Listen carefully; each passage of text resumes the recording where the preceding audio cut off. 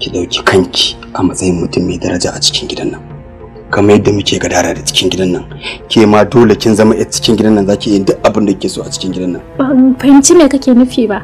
Na rike amanar su. Har yanzu zuciyata a tsoraci take da kai. Na miki alƙawari ba zan ƙara tsorata ki. Dan Allah ka tausaya min. Ya sa ka durƙusa a gabana bayan ni ce magaskanciya a tare da ku. Ya kamata ka shiga cikin hankalinka. Ban fahimci me kike nufi ba. Matukar zuciyarka tana bugawa, numfashinka yana fita. Daga sakan zuwa minti. Daga minti zuwa awa. Daga awa zuwa kwana. Daga kwana zuwa sati. Daga sati zuwa wata. Daga wata zuwa shekara. Haka dai lokutan bawa suke wucewa. Dama haka rayuwa take.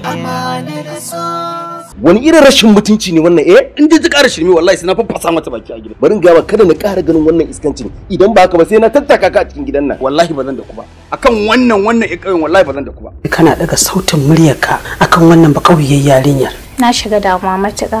Akwai wani abu a ɓoye da alamar bako zai dawo ya sha kwai. Wata sabuwa a wani sabon shiri cikin wani sabon salo irin na masoyan kwarai ma'abota rike amanar su. Ai wannan da ita da uwarta ai kashin tsiya ne da su. Ka yarinyan nan na baka ita halak malak. Wato na fahimta. Kuna goyen bayan ta ba? Ba sar kawai. Labai ba za ka iya ganewa ba. Sa na a hanya san inda kika dusa. Duk tsuntsun da ya ja ruwa to shi ruwa yake wuce. Akwai kamshin gaskiya a cikin wannan batu. Ni fa abun ya daure min kai. Wani matashin attajiri ya tare a rada da ka yayin da ya ɗiban kara da kiyashi cikin rashin sani. Shin ko ya iya sanya taguwar shi ya kwanta lafiya? Ni ba bare iskan nan ne da kake gani na ba. Daidai nake da kai. Wani munafikin ne ga miki?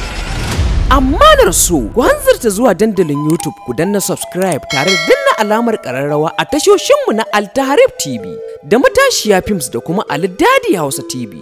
Wanda a nan ne za mu dinga sako muku shirin amanar su a dukkanin ranakun Juma'a da misalin karfe 7 na dare. Amanar su,